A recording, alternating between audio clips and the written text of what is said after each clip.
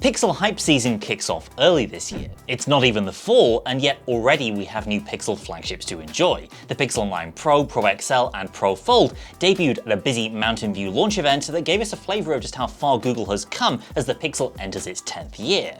As usual, most of the stuff worth caring about has to do with AI and Google services, but there were also some more surprises around things like traditional smartphone features and specs. So let's jump into my top 4 reasons to care about and perhaps ultimately even buy a Pixel 9 Pro or Pro XL, and also 3 reasons why you might want to skip this year. Let's jump in.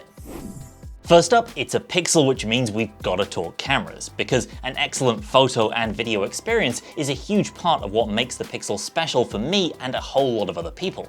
And with the 9 Pro and 9 Pro XL, you're getting the same excellent triple camera setup with some important upgrades over the already excellent shooters of the Pixel 8 Pro. Google has embedded AI throughout its image processing, making for what it calls the world's only AI-powered full-stack camera experience. That means HDR+ processing we've seen in earlier Pixels is going to be supercharged with AI, with that improved quality reflected across everything that makes the Pixel camera special, from real tone to night sight to super res zoom.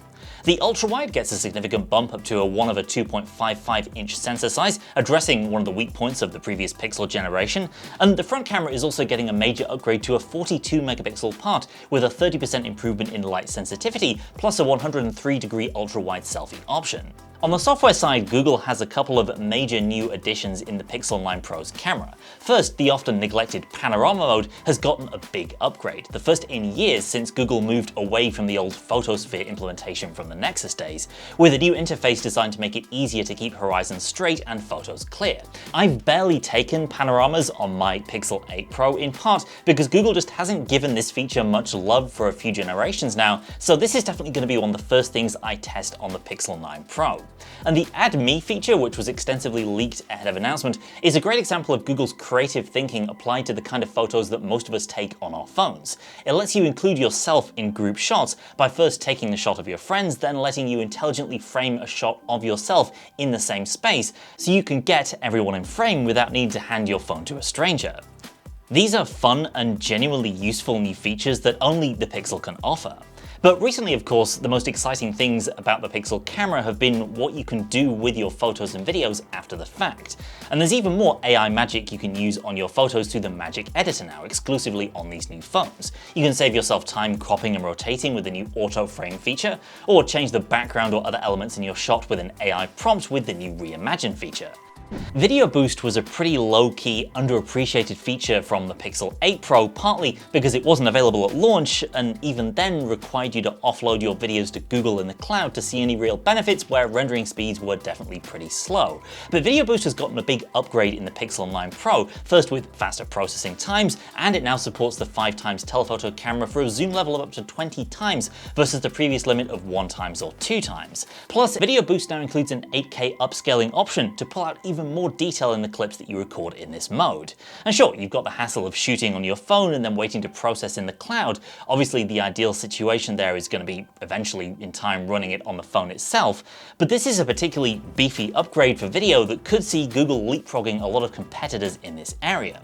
So once again, the camera is a major reason to buy a Pixel flagship, and it just goes to show that even with only minor camera hardware upgrades, the overall experience can still improve in leaps and bounds. Next up, I really don't want to undersell the fact that with this year's Pro Pixels, you actually get a choice of sizes, which means for the first time in 5 years, there really is a compromise-free option if you want the full flagship experience in a smaller Pixel. At first glance, you might not think that's such a huge deal in terms of the market at large. After all, both Apple and Samsung offer their flagship phones in compact sizes, right? Well, as you'll know if you're subscribed to us here at XDA, the smaller S24 starts with less RAM and has a weaker camera setup, plus several other subtle hardware downgrades compared to the flagship S24 Ultra. And as for Apple, well, in some previous years, the Pro and Pro Max shared a common camera configuration, but that hasn't always been the case, as in the iPhone 15 series where only the the Pro Max gets the best telephoto camera. And the most reliable leaks that we have for the iPhone 16 Pro point to the Pro Max once again having some photographic advantages like a larger primary camera sensor. With the Pixel 9 series, you're getting the exact same camera hardware system in both the Pro and the Pro XL. And it's the same deal with RAM, storage and display too, no sneaky underhanded downgrades. We're back to this being genuinely just the same phone in two sizes. Even battery capacity isn't far off in the smaller Pro at an impressive 4700 mAh. So if things stay as we're expecting them to, by the end of the year the Google Pixel could be the only phone you can actually get that offers its full flagship experience in a smaller size. I'll admit to being a little skeptical when I first saw the earliest leaks of the Pixel 9's design. It seemed a little too iPhone 13-ish for me, but with the benefit of having seen these things, I'm mostly on board with Google's new design language. Now, the 9 Pro Fold is another question entirely with its unsightly off-center camera bulge, but I think the 9 Pro and 9 Pro XL look really sharp, and I've got to say, I already prefer this new look to the previous Pixel 8 Pro design, which couldn't really decide whether it wanted to be flat or rounded. The chromed out sides of the 9 Pro look slick, giving the phone the same look of polish and refinement that we saw in the iPhone 13 and 14 Pro series. New slimmer borders are always welcome, especially since the 8 Pro was nothing special in terms of screen to body ratio for an expensive flagship phone, and the colors for the Pros, while I'd have loved to see another mint green option, are distinctive and stylish. I guess it's kind of riffing on the iPhone style build in the same ways the Pixel 6 and 7 Pro were loosely based on some Samsung designs with curved screens, but let's be honest, there are only so many ways to design a glowing rectangle, as evidenced by the fairly dull state of smartphone design elsewhere in the market. And with its striking mix of textures, the iconic camera bar that immediately identifies it as a Pixel, and colors that are bolder than either Samsung or Apple is offering, the design is definitely a win for this year's Pixels.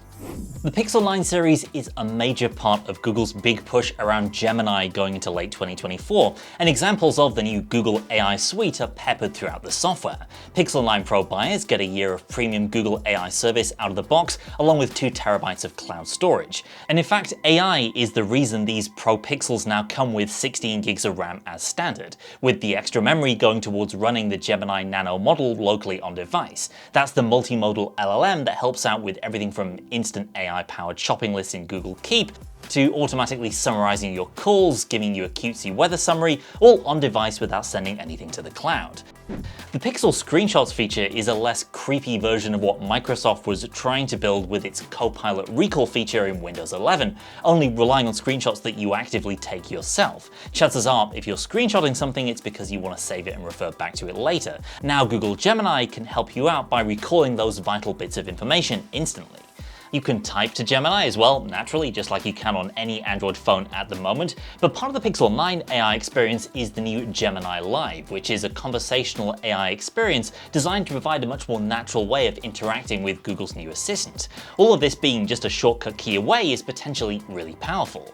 And of course there are other neat AI tricks like cutesy image generation that we've seen from many other AI services from others like Samsung and OpenAI. Like Apple Intelligence on the iPhone 16 Pro, the biggest reason to get excited about Google's AI has to do with how it'll help out with the kinds of everyday tasks you rely on your phone for. It's a vision Google's been pushing towards ever since the earliest Pixel phones, and it's seeing a great leap forward in the 9 series. So that's all well and good, but there are still some parts of the Pixel 9 Pro and Pro XL that make me question whether these phones are going to be worth your money. Let's start off with Gemini basically being unproven technology at this point. Anyone can use the basic Gemini for free on the web, and if you pay for one of Google's AI plans, you can use its most advanced AI models. And if you've used either of them at this point, you'll be able to see the new AI assistant has some pretty clear limits and weaknesses compared to competitors like OpenAI.